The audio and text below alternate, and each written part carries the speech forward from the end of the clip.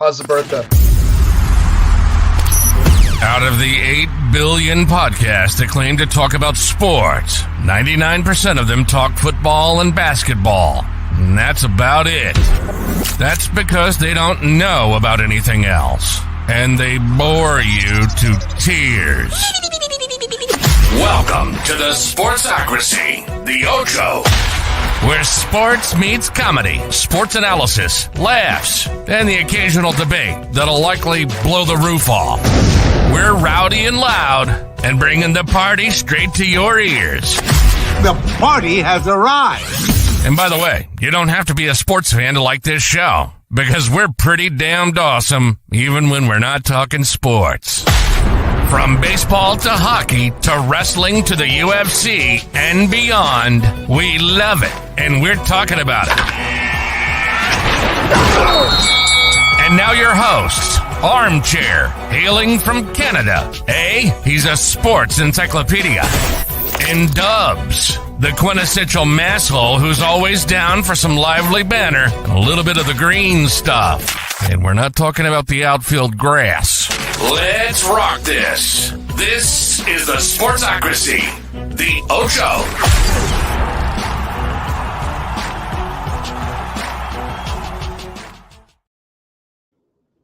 Almost forgot the intro. Is what it is. Welcome into the Ocho. It is the big NHL playoff preview show. You're going to have some rust. I know, you turn 40 and everything goes like crazy downhill so fast. I have no memory. All my entire body aches. How was the birthday? It was good, man. It was a good birthday. Had my 40th birthday, celebrated with the family, which is why we were off last week, which is why we're back this week. Hey, some things happened. It was a busy week, man. It was a busy week. We didn't end up having... We missed the show one other time since we started, and that week was also crazy busy. Yes, so the moral of the story... We canceled the show, and the next day there was like 8 news breaks. Yeah, it's kind of nuts. We were hoping to do a little more like lead into the NHL playoff, but instead we just have straight up. Basically, almost all of the playoff matches are set. We've got a few that are unsettled. Playoffs start Saturday, so we're going to be focused big time on the NHL playoffs. But first, I think we should talk a little bit baseball. You did an excellent piece in the Ocho newsletter, which, by the way, free to subscribe. Go ahead, drop your email. Sure is. Do it. Got a lot of subscriptions the last week or so appreciate those. Tell we're early. We were like 3 minutes early. We just started. How was opening day, man? Why don't you give us your opening day thoughts? It was awesome. I'm blurry. I just had the exact same thought, Tao. I was like, damn, I got into this shit a little bit too quick. I think it's just the blurry screen, but we're gonna work through it. I had the honor of going to opening day at Fenway Park. We were the last home opener of the year in the MLB. Fenway Park's just the best. It's gorgeous. I love going there. There's nothing like it. Unfortunately, it was a tough loss, but the beginning of the game is really what I went for. They did the ceremony for Tim Wakefield.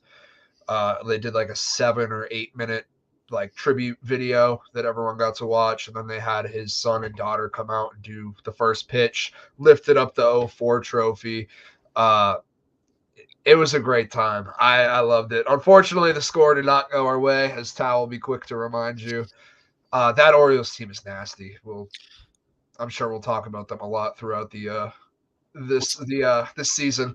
But fantastic opening day ceremonies. Aside from my hate from John Henry, the Red Sox are always good at this kind of thing.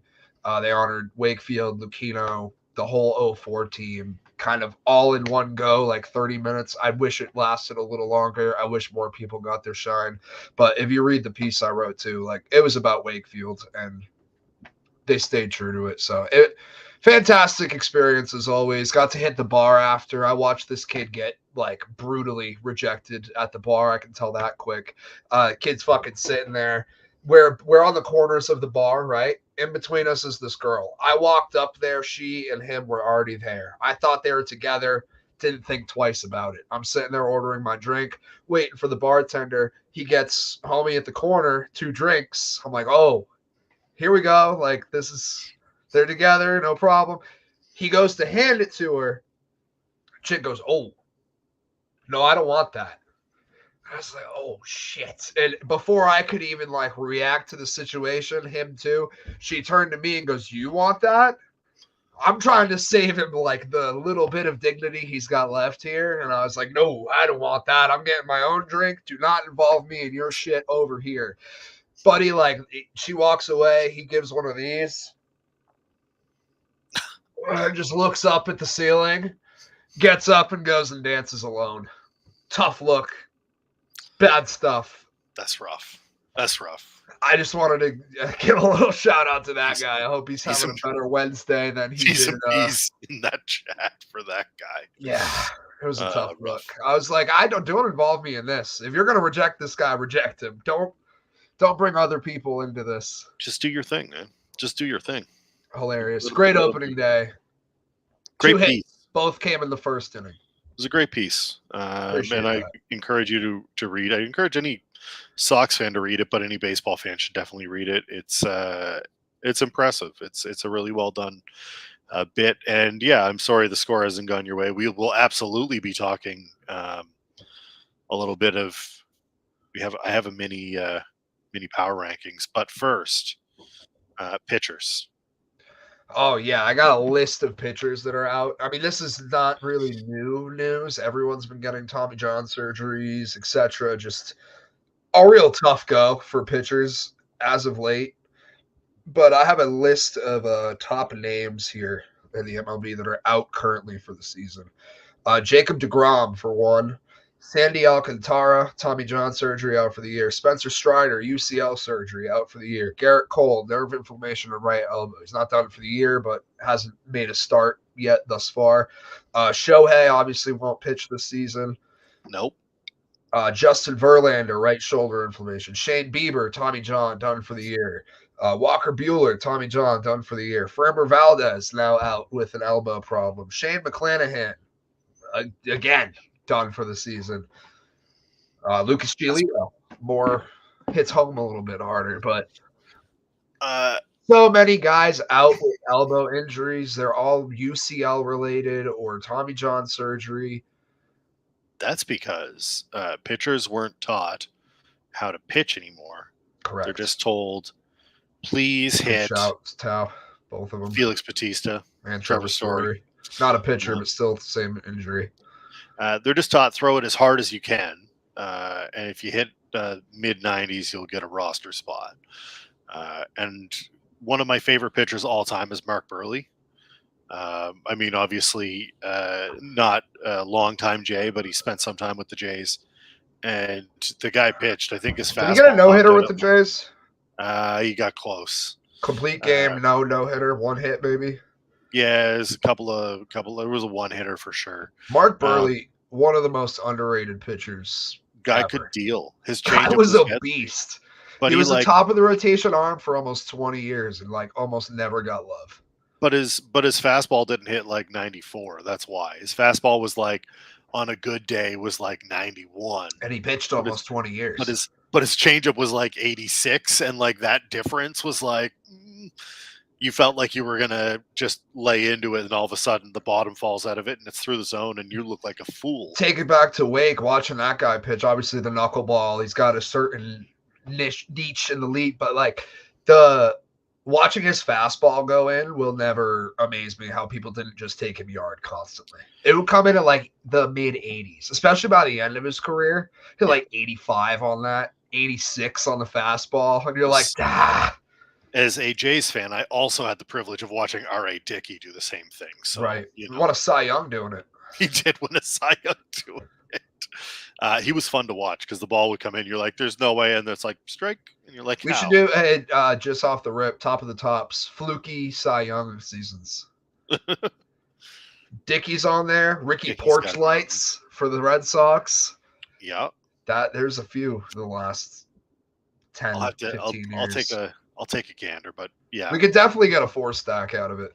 Pitchers don't pitch anymore.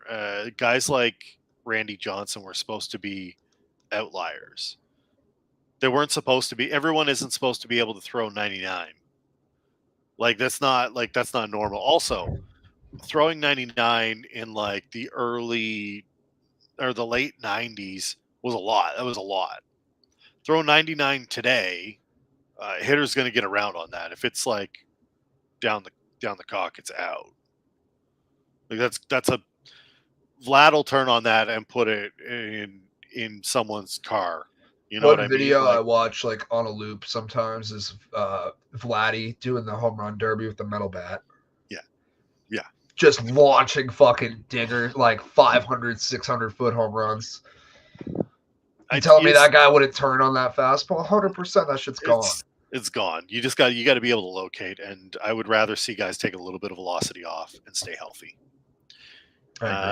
We got a super packed show today, so we are kind of flying through this early portion because obviously NHL playoff preview is the heart of the meat of what we're doing, but it is baseball season. We have some things that we wanted to cover. We also want to talk a little bit about UFC 300 before we get into the hockey stuff. Just a couple highlight reel things that any UFC fan, any fight fan needs to hear about. So we're going to go with, this is a baby MLB rankings, only a top 10. And next week we'll do a more in-depth kind of look at it. But starting off number 10, I'm going with the Arizona Diamondbacks. D-backs they're a good team, man. They're a young team. They're a good team. They started rough, but the run differential's in the right direction. They're getting hits. They're not letting guys score on them. It was a little bit of a slower start, but I think they're going to compete. I think they're going to be a team to watch as the season progresses. Number 9, I've got the Cubbies trying to keep pace. They're 5-5 in their last 10. So it's not like they are absolutely walking all over people. God, your keyboard is loud. Oh, apologies. That's all good. Gamer keyboards, man. They do that. Yeah, they do that. Cubbies are trying to keep pace. That division's not going to be easy, but 5-5 in their last 10. Still has them at number 9 because they still have a winning record. I've got the Texas Rangers at 8. Higher expectations, but they're not executing on them. You thought the Rangers would be better than this? I did. I thought the Rangers would be better than this. I didn't. I was never super sold on them last year. I thought their World Series was kind of fluky. They didn't bring back all like the whole gang, different sport, but the Nuggets. I don't know. I like the Rangers. I think they have a lot of pieces. I think they're a playoff team. I think they're still the best team in that AL West division, but I don't know. I'm not super surprised. Number 7, I've got the Brewers. A little bit up and down so far, but starting to get some contributions from guys who they haven't had contributions from in a long time. Number 6, I've got the Dodgers. Billion reasons why they should be better. Literal billion. They're not where they need to be. They'll be a playoff team, but God, they celebrate everything. Super shitty how they treated that fan after Ohtani's first home run. LOL. Because at the end of the day, it's just going to be an Ohtani home run ball. Like, right. No one's going to remember, it's his first one as a Dodger. Like, nobody gives a shit about that. The Royals. Anybody see this coming? Anybody have Royals on their bingo card? I didn't. I bet against them a bunch of times too because their odds were like even. So, like the first 5-6 games of the year, their odds were like even, and I was like, the Royals had like 40 wins last year. There's no fucking chance, and they're proving me wrong. Bobby Witt Jr., a guy. Yes. I think they'll regress. I think that they're not going to be this good all year long. I think it's the Pirates from last year, and the Pirates might be the Pirates from last year as well. This is hot April, probably mediocre May, and then by June they're kind of in the basement again. Cleveland, though, Cleveland is legit. Cleveland is just absolutely rolling. They're kind of a unit, to be honest with you. A little bit scary in the AL because there are 2 other teams in the AL I have in my top 4 that I think are just as good, but Cleveland's still winning. run differential is stupid. Their run differential is absolutely insane. I was looking at it earlier because I'm like, it's early days. What are we really looking at here? They benefited a lot from the AL West, like the Well, Sox did. they're 7-3 in their last 10, and they've got a run differential of plus 38. Yep. Plus 38's a lot. That's a lot of runs. The Braves, number 3, they're still my NL champion. I still think they're going to win the National League, and they're playing well. Number 2, I've got the Stankies. Fucking Yankees. Soto is playing as advertised. I'd really like them to lose, but they're not. And then number 1, Stephen Tao, you want to take a guess at who's not number 1? You want to take a wild stab? It's Baltimore Orioles. Azuos. They're young and they're good and they're gonna keep getting better. Any issues? Any grievances with my top 10 there? No, I like them. They're pretty on. I don't have the Pirates in there. I don't have anything else. I like it though. Who could it be? That's the only team that I think people would argue is maybe the Pirates. But they're the Pirates, so do they really deserve a top 10 spot this early? No. You're only putting them. It's like the Coyotes and the Ducks. When they were hot, I was forcing them up the NHL power rankings. It's like you may never see it again. Never happen. You may never see the Coyotes again. They're gonna end up in Utah. Salty Lake Coyotes. Yeah, it just doesn't roll, dude. No. But neither does the Jazz, and they kept that. So all about that jazz, man. Yeah, Utah, Mormons and Jazz. Those flow together just. And basketball. Peanut butter and jelly. Nothing says Mormon like basketball. Hey, UFC 300 happened. Yeah, it did. It was pretty awesome. It was a solid card. It was really occupied by 2 specific moments that, of course, came at the biggest stage, UFC 300. Max Holloway, who's just an absolute dog of a fighter. Anytime he's watching, it's must see. You may know him from pointing in the middle of the ring to like, meet me here, we'll fucking swing it out. He did just that, brought it back for UFC 300, a signature moment. He's up 4-1 on the cards unanimously. He dominated the fight. He won. He goes out there and says, meet me in the center of the ring. Justin Gaethje's renowned for having one of the best chins on the roster. Just an absolute warrior. Anyone that fights, if that has fought him, will tell you nothing but. Holloway says to meet him, and with 1 second to go, they're swinging it out, just fucking going at it, and bang! Connects with a right hand. Down goes Gaethje. One of the biggest moments in UFC history. It just couldn't have been on a bigger stage, and I think it really cements Max Holloway as the people's champ. Of course, it was for the BMF belt too. Let's retire the belt. It doesn't beat that. It had a good run. It started with the Diaz fight, like dope. We like it. It's never going to get a bigger moment than it just had. Retire it. Give it to Max Holloway. We'll find another gimmick when it comes along. But one of the best knockouts I've ever seen in my life. Not that it was technical or anything. Just the stakes, the moment, everything wrapped into it. The legend that is Max Holloway carrying it on. It was a crazy moment. Then we go into the main event with Pereira and Jamal Hill. Alex Pereira gets, by the way, bad blood. They're talking shit the whole way up. Alex Pereira gives 0 fucks about anybody. Just straight out of the fucking, like his tribal dances, his tattoo. Like, the guy's a fucking enigma in himself. The only guy that, like, watch Israel Adesanya around Alex Pereira. The dude, like, he puts fear into the best warriors we have on the planet. Alex Pereira gets nut-shotted. Little kick. Herb Dean goes to stop the fight. Waves off the stoppage. Goes, no, I don't need that. I'm fine. Proceeds to then step on Jamal Hill's foot. Couldn't go anywhere. 1 hook, knockout. Dunzo. First round.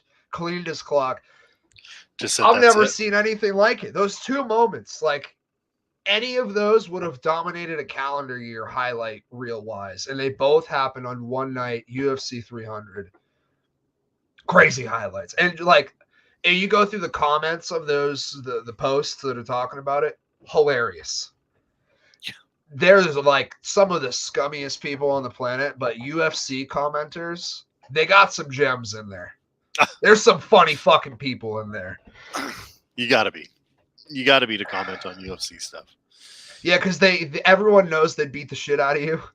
Yeah. Like you're commenting on fights, but you got to put it out there. Also, I saw some people, Daniel Cormier, Chael Sonnen, they're bitching about how Herb Dean didn't reset the fighters after the stoppage, but there was never really a stoppage. He kind of waved it up.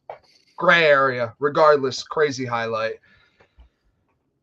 If I could get Alex Pereira, John Jones, obviously he's past his prime, feed that shit into my veins. I want it. I love it. UFC 300 was pretty spectacular. I didn't catch nearly as much of it as I wanted to, but absolutely the best. I need more cards like that though, because we get too many cards where it's like a co-main, and you're like, I don't know if two of these equal one. I don't know if two of these fights would be equal to one. And they're like, it's a co-main event. Also, like, shout out, are you sure about that? Kayla Harrison kind of dusted Holly Holm. Love it. Love to see it. Last night was pandemonium setting up the playoffs in the East. We got the Flyers and Capitals playing. Caps win. Everybody else is done. John Tortorella pulls the goalie to try and get the win. Why were Why were people flaming him for that? So I think don't get that. Because it's a tie game, and you like, but like, I want. There was what, 2 minutes left? 3 minutes left? 3 minutes left. It was a little early. It's a little early, but not by that much. If 2 minutes, I'd say 100% do it. Okay, 3 minutes, I'll argue like, all right, it's a little early, but like, so you have to win. What his goal was to win the game in regulation, and I think they're in. That was all that mattered to them. If they lost, there wasn't a situation where they were going to get in with help. Right. So like, it didn't matter about Detroit getting to overtime. It's like he didn't know that, and they're like, oh well, because of this, it didn't matter. And it's like, yeah, but it didn't really matter to anybody else either. I feel like it's salty Pens fans getting ready to like come into the woodwork. Sidney Crosby was on a fucking tear. He was a man possessed. And then Florida beats up on Toronto so bad that they end up having to play Boston instead of Florida's like, I'm going to assert my dominance over you, so much so that we're just going to be able to wipe you out of the playoffs. And they did it so well that Toronto's got to play Boston. We got some matchups. So it was pandemonium. We still have some matches that aren't set. Bruins phoned that game in. Yes, they did. They were like, we will see Toronto. We'll see you in Boston. I don't blame them. Also, 420 was when we get the Leafs. Okay. I see what you did there. Okay. I see what you did there. I'll be hammering that line. I'll tell you what. We've got some matchups that are like guaranteed set. The Lightning are beating Toronto 3-1. LOL. Did Matthews score? Did they pull him off the ice? No, it was Ryan Reeves. That's hilarious, actually. Noted goal scorer Ryan Reeves. Tampa's scary. I don't want to mess with Tampa.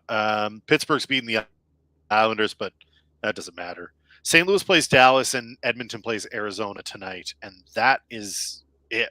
There's some games on the 18th, and then we're into the playoffs. Yep. Just about every game here on out doesn't mean shit. There's the few that you mentioned, but yeah. So let's start with the ones that we like. Let's start with the East, because those are pretty well settled, are they not? I think they're settled. I think we're pretty well in there now. So Florida and Tampa in the Battle of Florida. Banger. Banger of a series, as Tao just stated. This one, because Vegas and Edmonton isn't confirmed yet. Yep. Out of the ones we got confirmed, this is the one. Battle for Florida. The Lightning have absolutely owned Florida in the past. Yeah. They're hoping for sort of a changing of the guard here. They played 3 times this season. The Panthers won the first 2. They got them 3-2 on December 27th, 9-2 on February 17th, and then the Lightning won 5-3 in March. Against Tampa, Florida had Tkachuk with 6 points, 3 goals, 3 assists. Reinhart had 5 points with 4 goals. Sam Bennett, 2 goals, 3 assists. Basically just all the top guys. Same shit on the other end. Bobrovsky was 2-1 with a 2.7 goals against, 89 save percentage in 3 games. And Vasilevsky struggled. 1-2, 4-5-1 goals against. He obviously got shelled in that 9-goal outing. That really killed the numbers, but yeah, this one's gonna be close. Like we talked about Tampa the whole season, they were not the same. Didn't have the amount of depth as they used to. They lost a lot of guys. They still found a way into the playoffs. And when you get somebody like Vasilevsky, Stamkos, Kucherov, all these guys, when you get them into the playoffs, it's Golden State Warriors. Playoff the same Vasi, shit, dude. Playoff Vasi is not who I want to We've face. been here. If I'm Florida, I'm big mad at this result. That's the last person I want to face. Toronto. You want Toronto if you're Florida. Correct. And you don't get them. And you don't get them. What happened last night? The Bruins phoned it in so they could get Toronto, and the Panthers played their fucking heart out to beat Toronto so that they could come see the fucking Lightning. Are we sure? It's rough. That's rough. So Florida, I think we would both agree is probably the better, more rounded team. Agreed. But it's really hard to go against Stammer and 100 assist, ridiculous point pace Kucherov. I mean, the Lightning are it, right? Like they're tough to beat in the playoffs. They're tough out. I think I have Florida in 7. I think this is grueling. I think I like that. I think if Bob plays the way that he needs to, he's going to have to steal the game on the road. The road. Okay. Sunrise to Tampa. It's a big difference.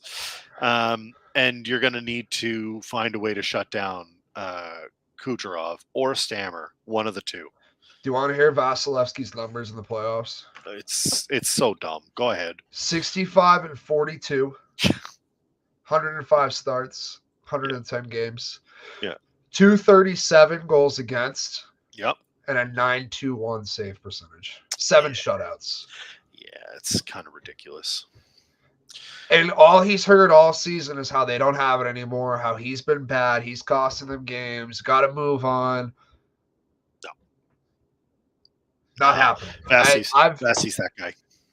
I think the Panthers win in 6 because if they go to 7, I think there's no way the Lightning lose that game. Yep, that's fair. I have Vasi's the X factor. I have Vasi as the X factor for the Lightning, and then for the Panthers, I have Brandon Montour because I like that a lot. When that guy gets going, they're hard to stop. When they're putting in goals from the point, they're hard to stop. As soon as the series shifted when they played us last year, it was when Bob Rob came in for Lyon. Yeah. And Montour scored 2 goals in one of the games. I forget which, 3 or 4. Yeah. As soon as that happened, they just had a green light from the point, and it completely changed the game. Absolutely. Let's talk about your B's. B's and T's. Leafs are playing the Bruins. How many times we got to teach you this lesson, old man? It's the SpongeBob meme. 4 times the Bruins played Toronto this season. 4 times the Bruins beat Toronto this season. 4 times we've played Toronto since 2010 in the playoffs. 4 times we've beaten them. It is a 3-2 win in November. That was an OT win. 4-3 win in December, also an OT win. And then 2 4-1 shellackings in March. Toronto has been hyper-focused on getting Austin Matthews 70 goals. Have been super focused on it to the point where it's been detrimental to the rest of the team. They're not really playing a team game. And one thing you really need to get rolling in the playoffs is your lines. You need everybody having good chemistry. You can't be on a losing streak coming into the playoffs. You can't. Right now, Shout out Colorado. Toronto looks ugly. They look ugly. They're not getting the goaltending they need. Defensively, they're weak. And if Matthews can put it in the net, but his playoff record is less than sublime. And this is what we said about this team this entire season. Get a goalie. Not once have they made an adjustment to the issues that we've like. How many years have we been doing this? It's the same shit with the Oilers on the other side. It's Canada East and Canada West. They do the same fucking shit every single year. They don't have a goalie. They don't have defense. They completely rely on scoring, and that gets you nowhere in the playoffs. Who poses the biggest threat in the playoffs? The teams that are deep, the teams that can play gritty. Florida Panthers. Get them. But the Florida Panthers are a perfect example of that. As hard as we've had it in the playoffs, we're there every year. Yeah. The Bruins, that's their style of play. It's kind of shifted now with Pasternak scoring 50 goals every season and just kind of feeding him. But the point still stands that those are the teams that get far in the playoffs. Those are the teams that pose problems. Those are the teams that hold up later into series. The Maple Leafs are going to do the same thing they do every single season. They're going to come in expecting to just feed it to Matthews and Marner and Tavares and all these 10 million plus guys, and we're going to hit the same wall we do every year. You're not going to have the shit on the back end to keep you in games. If Toronto wants to win the series, and I don't want them to, they need contributions from more than just William Nylander, who is by far their best playoff performer the last several seasons. Him and Morgan Riley have been it, and then everybody else has kind of disappeared. Tessa Virtue's husband is not playing as well as he needs to. I'm just going to continue digging it. And we'll see what happens. I think that Boston just needs to roll their depth, and you need contributions from I need like Charlie McAvoy, and I need like Charlie Coyle. Pride of Weymouth. I need Paul those Zacha. guys. I need every one of those depth guys to be contributing, getting those greasy goals. Charlie Coyle is my X factor for the Bruins.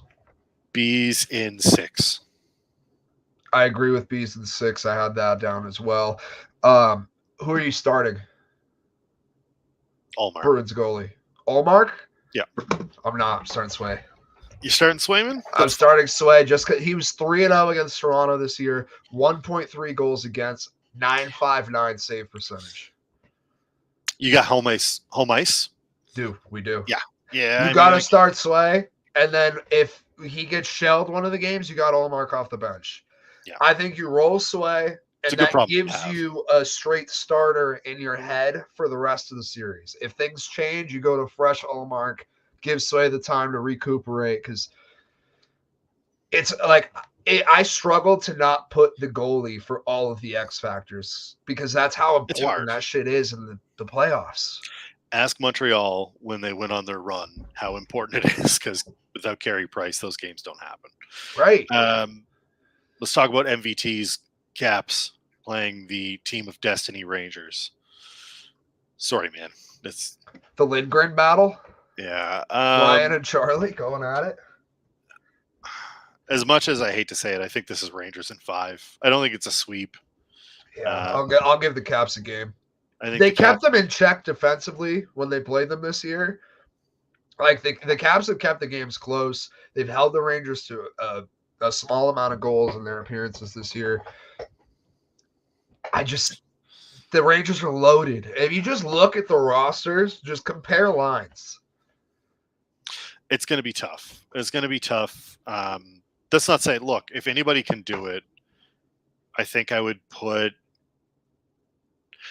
Caps can beat the Islanders. I think the Caps can beat the Leafs, and that's it in the East. I think that they're in tough. They're unfortunately in a really tough spot. I think they are. Yeah, Tao says though he'll give them 2 games. I think that's probably the ceiling. I think that's the ceiling. Agreed. Realistically, I'm the giving playoffs. you Anything one. can happen. Won't be surprised if you get swept. There's no way you win more than 2. No, if this goes to 7, I'd be shocked. But Ovi's done crazier things. Ovi, I have as the X factor in this. Anybody other than Ovi needs to step up. TJ Oshie, paging TJ Oshie. Olympic hero, American hero, TJ Oshie. Real American hero, TJ Captain Oshie. America himself. No, the team was great, but if you look at the roster, it's like they've been rolling. They've been 5 playing years better. ago, the team was awesome. But here's the thing. They've been playing better as of late. So they got super hot coming to the playoffs. And we talk about that every year. It's the hot team, whoever's got it going. We talked about that with Nashville before the playoffs started. Like they could be a team to watch out for. And Washington actually did that. The Islanders too.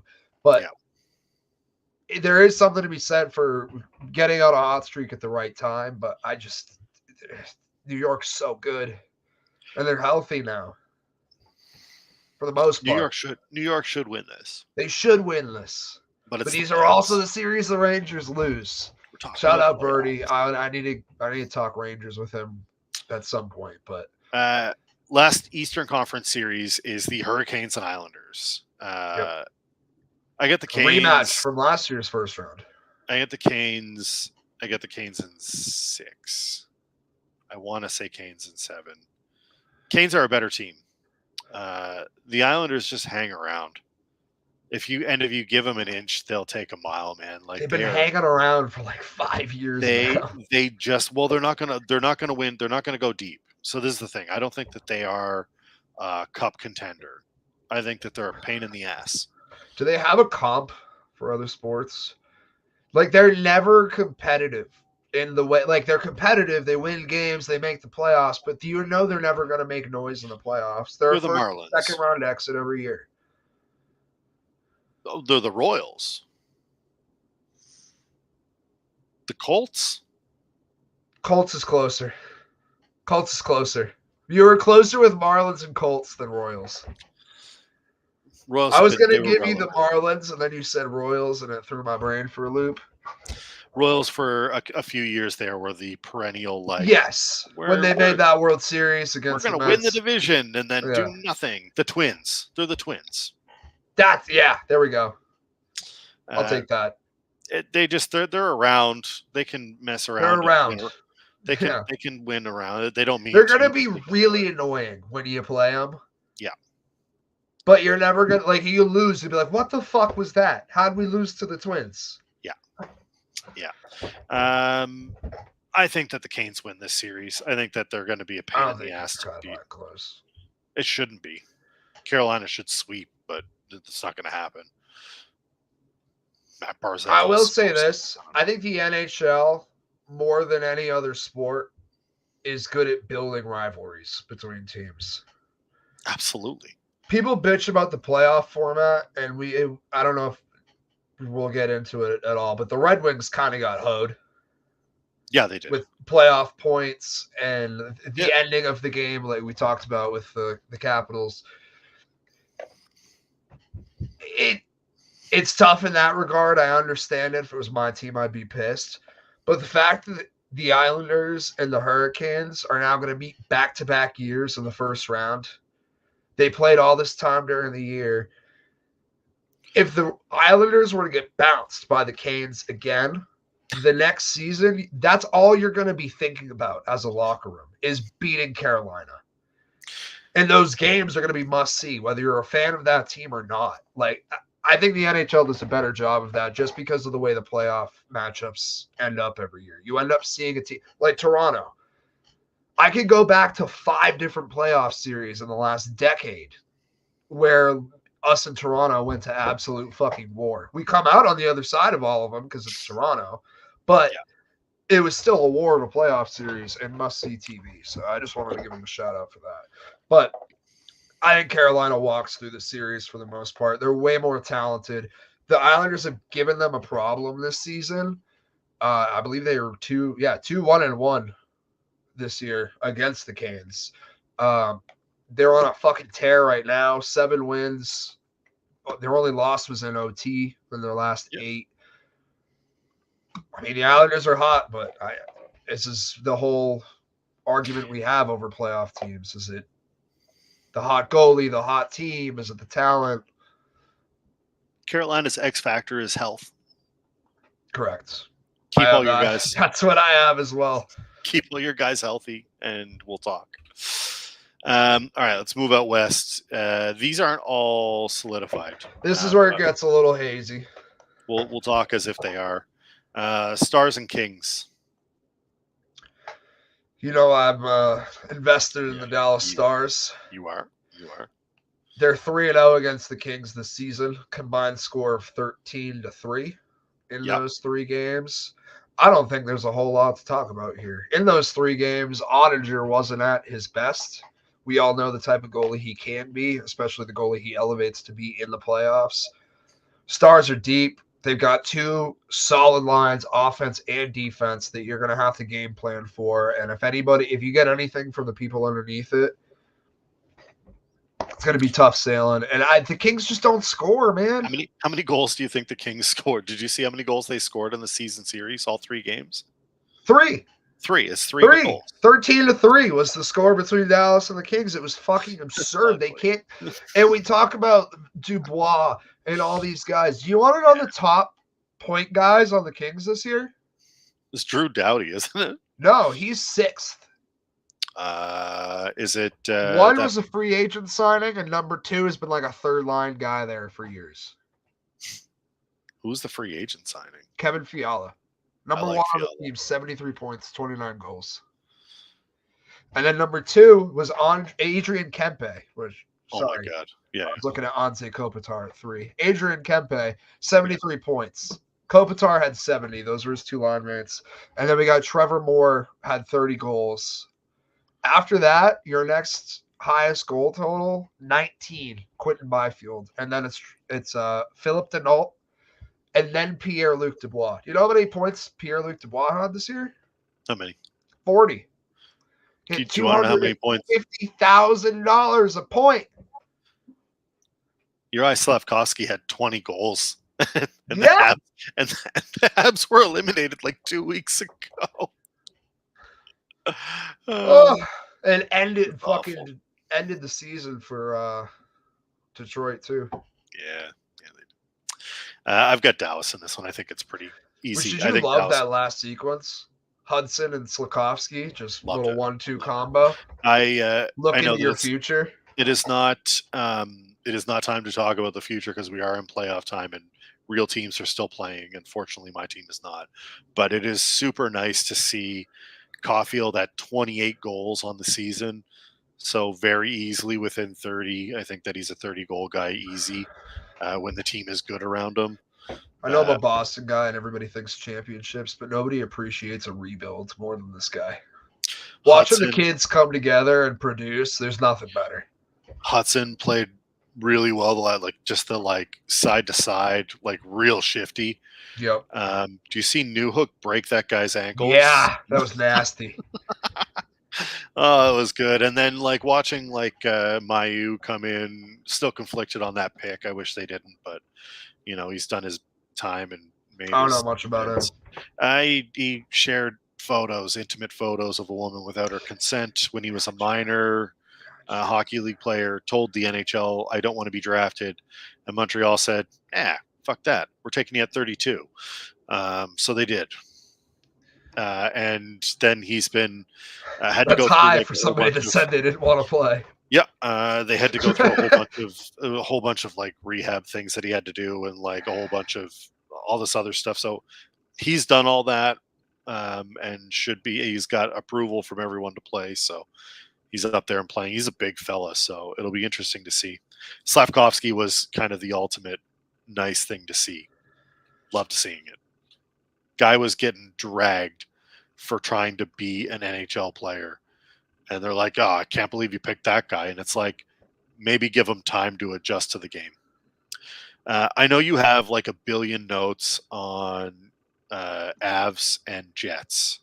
Yes, sir. But can we do Canucks Preds first. We'll leave Avs Jets last. Yeah, let's do it. Because I think that's probably. I think we should get through the 3 that aren't confirmed, and then we can get to the one that is. So I agree. Let's do it. All right, Canucks and Predators on the horizon potentially. Vancouver is the better of the two teams. Nashville is the hotter of the two teams. Just like Dallas and the Kings, Vancouver beat them all 3 times they played. Combined score of 15-6. This is a very similar series in terms of betting odds. It, like Tao said, a relevant series. There's an obvious winner in these last 2 series. If anything else happens outside that will spark the conversation. But the Canucks are one of the best teams in the league. We talked about them as the 1 seed in our power rankings a shit ton this year. Absolutely. I got to find this list, but I know Quinn Hughes was on it. It was a list of players this year that would have won the Art Ross in 2015. And it was like 20 dudes. Yeah. Quinn Hughes was on that list. Yeah, he was. The Canucks are so complete offensively, defensively, and if they get Thatcher Demko back, this is my X factor for Vancouver. Thatcher Demko's health. If they get him back 100% after this injury, there's not much in the West that's going to stop him. No, they're real good. Especially since you're like, most likely you're going to get one of the Knights or the Oilers out in the first round. Yeah. Most likely right now. Yeah. That's already one of your top threats out of the way. Yeah. Colorado's been struggling. Winnipeg's been playing a little above their game. If you can get one of them to match up somehow, the Canucks could all of a sudden be in the Western Conference Finals. Like, oh, they're the best team left. They could just fuck around and end up there. I like the Canucks. I think the X factor for the Canucks is getting contributions outside of your defensive core. Their defense score a ton because they're really good. They're really good. So getting contributions from your forwards is going to be huge. For the Predators, I think it's going to come down to keeping the defense in check and not taking penalties. Big discipline. Big discipline. I got that list if you want to hear it. Yeah, let's hear the list. Nikita Kucherov, Nathan McKinnon, Connor McDavid, Artemi Panarin, David Pastrnak, Austin Matthews, Leon Draisaitl, Mikko Rantanen, JT Miller, William Nylander, Philip Forsberg, Kaprizov, Sam Reinhart, Quinn Hughes, Sidney Crosby, Braden Point, Sebastian Aho, Elias Pettersson, Cale Makar. Kucherov, 141. Cale Makar, 87. All of those players would have won the Art Ross Trophy back in 2015. Unreal. Crazy. Edmonton and Vegas. This is like my headline marquee matchup. I want this series to happen so fucking bad. It's a shame they have to meet in the first round, and I understand that that's the counter argument for it, but it's almost like half the first round matchups are decided. Yeah. And I know they're not. We got to play the games, yada, yada. I want this one. This is Western Conference Finals material, first round. How often do you get that? We get it one other time in the East with the Battle of Florida. I think that this is Edmonton in 7. If they're ever going to do anything, they have to do it now. How many more kicks at this can will you get? I agree with your sentiment, but I think it's the other way. You think it's Vegas in 7? Correct. But we're going to have the same argument and go, how many times are we going to do this? Why is McDavid not leaving? He should get out of Edmonton. I don't know how he hasn't left yet already. They've mismanaged his whole career, yada, yada. Because they have. They have. The fact that you have that talent, again, 100 apples, shout out Connor McDavid, one of 4 players to ever do it. Yeah. How do you not have a ring yet? They were there. How do you not have a cup? They were there last year. They really had this. They were on the verge last season. But they're Toronto West. They're the same issues every single year, and they don't address them. They are. Every hockey person will tell you, you got to get better at this. and they just refuse. I Mike don't Trout. get it. Mike Trout syndrome is the perfect way to describe it, Tao. How do you not put the necessary pieces around that offense? You're obviously going to score goals with whoever the fuck you put out there. If they're with McDavid, if they're with Leon Draisaitl, look at Zach Hyman. He scored 50 fucking goals. The guy's been a second and third line guy his whole career. He just put up 50. 50 goal scorers. Zach 50. Hyman. Still makes me laugh. Malachi Flynn. Yeah. Put up 50 for the Pistons when no one else is around. Same fucking idea. Get people in there, invest in defense, invest in goaltending, and not only do you have a cup, you have a potential dynasty. I can't believe that it's not that hard. And they make it this way every single season, and we're just going to keep ramming our head into this wall. And yes, I'm taking Vegas in 7 because they've been a franchise for how long? 5 years, and they already have a better pedigree than Connor McDavid's team. I know. How crazy is that? It's good management on Vegas's end. Agreed. They're fantastic. I think that their LTIR moves gelling quickly are the X factor for Vegas. What I have as well. Thomas Hertl. I think that for Edmonton, it's going to come down to Skinner in net. Not that you want to put everything on the goalie. I think that Edmonton will find a way to score. Although last season against helping Vegas, out McDavid. Last season against Vegas, Aiden Hill just like stood on his head. Yep. Stood on his head. And it was absolutely incredible to watch. So that'll be a fun series. The only other series left we got to talk about is Colorado Winnipeg. Yep. I think that this should be Colorado's series to win. Correct. However, trends would tell you otherwise. However, I have a hard time counting out the Jets just writing them off. And I don't know if it's Hellebuck. I don't know if it's that the depth of forwards that they have. Like Winnipeg's deep at center. You need good centers, and they're big. They're the grinding. Untrained ear might think this is Colorado's home ice. It's not. Winnipeg got it. I think that Winnipeg won the season series, like 3-0. Avs haven't beat Winnipeg once. 3-0. You are correct. So, like, my heart wants me to see. I want to see McKinnon and Makar go on another run because they're dynastic, incredible players. A la Connor McDavid. You want to see the best of the best do their thing. But that list I read off, the Avalanche had 3 players on. I think I'm going to go Winnipeg in 6. I'm not giving them 7. If it goes to 7, Colorado takes the series. That's what I have is Avs in 7. If it goes to 7, it's Colorado. And I think that's just I've said it multiple times on this show.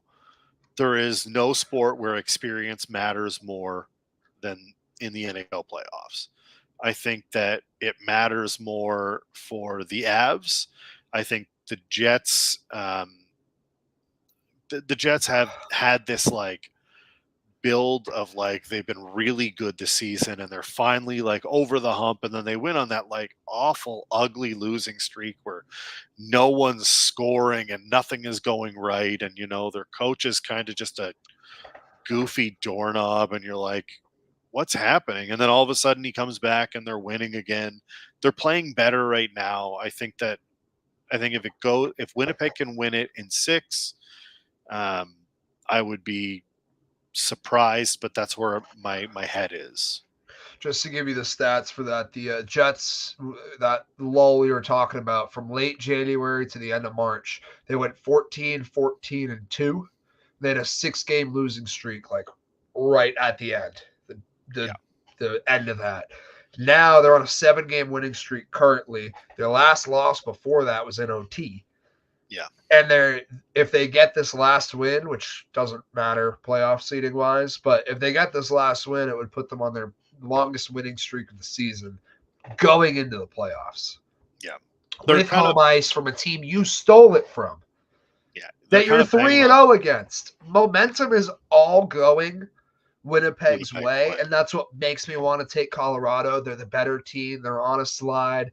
What happens when somebody is a favorite and you're betting and they go down early? You live bet the favorite at plus odds. Yep. It's the same shit. Colorado's too good. They've added too much at the deadline. Like, Middlestat's been fantastic. They've had Sean Walker's been fantastic. There's too much going wrong just in my bettor's brain to be like, yeah, I'm all in on the Winnipeg trade. Like, there's got to be some little Gary Bettman won't let a Canadian team win. Don't worry about it. Tal wants to know, what's your finals matchup as it sits right now? So I'm gonna tell you right now, Dubs is on Dallas in the West. Man's got a wager. I'll be $1,000 richer if the Stars win. God, I really want to. Okay, so I think that this is a New York Rangers, Edmonton Oilers, might be Vegas Golden Knights. Whoever comes out of that series, whichever team survives that gauntlet, I like that. Goes up against the Rangers for the finals. That's who I got. Are you just out of curiosity? Neither answer is correct. Are you a rust or rest guy? Would you rather your team get the rest, or would you rather? It's obviously roster specific, but like no, overall, generally, I think that it's rest if you've got a goalie. So if you don't have a goalie, forget it. It doesn't need. I agree with that. Then the answer doesn't matter. In hockey specifically. In hockey, I think that if you look at, and so of course I'll relate it back to a Habs thing because that's my team and I love them. But I can relate it back to any number of things. There are teams that have had. Montreal went on that playoff run, that deep playoff run. And part of the reason they weren't able to hang with the much better Tampa team, as they were able to hang with a much better Toronto team and a much better Vegas team, is because guys were just run down. They were beaten down. The rest had not been there. If you give a team rest leading in playoffs, it's a slog. Like, it is not easy. And if you ever want to see something fascinating, look up the list of injuries at the end of the Stanley Cup playoffs for the two teams in the finals. Because it'll be like, they had when Montreal was in the finals, they were like, oh yeah, this guy had 2 broken ankles. And you're like, he was skating. What do you mean he had 2 broken ankles? The Bruins Blackhawks series was that 2013? Yeah. That cup there is like notorious for that shit. Bergeron is skating with a punctured lung. Yeah. For games. Crazy. It's crazy. It's absurdity. All right. And shout out Nick Pivetta and half my Red Sox roster on the IL for shoulder tightness and oblique tightness. Yeah. It's crazy. I do love in hockey though. Lower body injury, upper body injury. You know I've got a Stone story. I know you got a Stone story. I'm doubled up here because the exact same story happened twice in like 2 days. That's like amazing. The same thing. Police in Brazil have detained a woman suspected of wheeling a dead man who she said was her uncle to a bank to withdraw a 4-figure loan. Not enough money, in my opinion. Footage of the woman's encounter with the bank has sparked a nationwide discussion in Brazil after going viral on social media. Clearly, as is international, since I've picked up on it. It appears to show the woman at the counter of a Rio de Janeiro branch of Itaú Bank, propping up the head of an elderly man in a wheelchair and trying to get his hand to clasp a pen. There's video on Twitter if you'd like confirmation. Armchair, can you confirm? Yeah, I can confirm. According to police, she was attempting to take out a loan equivalent to $3,000, which had already been approved by the bank, but still needed the elderly man's sign-off. It's not enough. Thank you. $3,000, not enough money for me to go anywhere near a corpse, let alone bring one into a bank. If you're committing crimes, you should be getting more money than that. Way more than that. Shout out Shohei Ohtani. Yeah. Yeah, 4.5 million. Or the elderly 16. man in the video, filmed by a bank attendant, remains unresponsive. His arm is limp, and his head keeps falling back as she talks to him. I've got the translation here for you. Quote, "Uncle, are you listening?" she asks him. "You need to sign." Excuse me. "If you don't sign, there's no way I can't sign for you. It has to be you. What can I do? What can I do for you?" She's shouting at a dead body with her obviously not very expensive acting classes providing the background for such nonsense. Sign it. You don't have to give me any more headaches about going to the registry office. I can't take it anymore. At that point, one of the bank attendants goes, I don't think he's feeling too hot there, honey. And she's not responding very well to you. And she's like, no, it's fine. This is how he is all the time. This is just how he acts. Rio de Janeiro Civil Police Chief Fabio Luis Sousa, which sounds like he sounds like he trained with the Nigueros. Sounds like he should be fighting on 300. So the bank attendants then decided to call an ambulance when paramedics arrived. They concluded that the man had been dead for a couple of hours and must have been dead when he arrived at the bank. They are still trying to figure out the relationship between woman and dead man. Don't know if it's their uncle. That's the worst part. It's like, is it your uncle, or do you just like did you kill this guy? Did you find a dead guy? You just go to the hospital and ask to like sit with someone who's very sick, and you're like, all right, it's time. Get you into this chair. She just committed a crime of passion in a Motel 8, and she's like, how do I play this off? You're my uncle, and you're giving me money. Here we go. And she just weekended birdies him down to the fucking local VA hospital. Uncle, I really need this loan. I got to buy a used MacBook Pro. So, like, Uncle, I really need to buy a 96 Sunfire. Why is this a link to a pawn shop? Can somebody, in the chat game, what is this woman buying with her $3,000? Shout out Pontiac Sunfires, by the way. Yeah. First car I remember my mom having. Pontiac Sunfire. Yeah. So there are charges. She is under arrest. She is detained, but they are not putting any charges on her yet because they don't know the escalation of sin charges yet. Oh, Stone Stories. We flip it over to beautiful Ashtabula, Ohio, where two women were accused of putting a deceased 80-year-old man in a car, propping him up, driving him down to the local bank to withdraw money from his bank account. Could you imagine? No. There's two people like full-on Pinocchioing this guy's wallet out of his pocket from the back seat to get it to the fucking clerk. Wild. Two elderly women, 70 plus at least. They dropped his body off. So they went to the bank, realized they fucked up and were getting caught, and then brought him to the hospital and just like, You seen that Family Guy bit where they're like moving the frog off the windowsill with the stick? Yeah. It was that. They did that to get the dude out of the car, and they're just like, all right, we'll get out of here. All right, it's time to go. Crazy. Yeah. Crazy. Ohio catching shade every week. That's it. Also, they've already been charged. That's my America. That's tough on crime.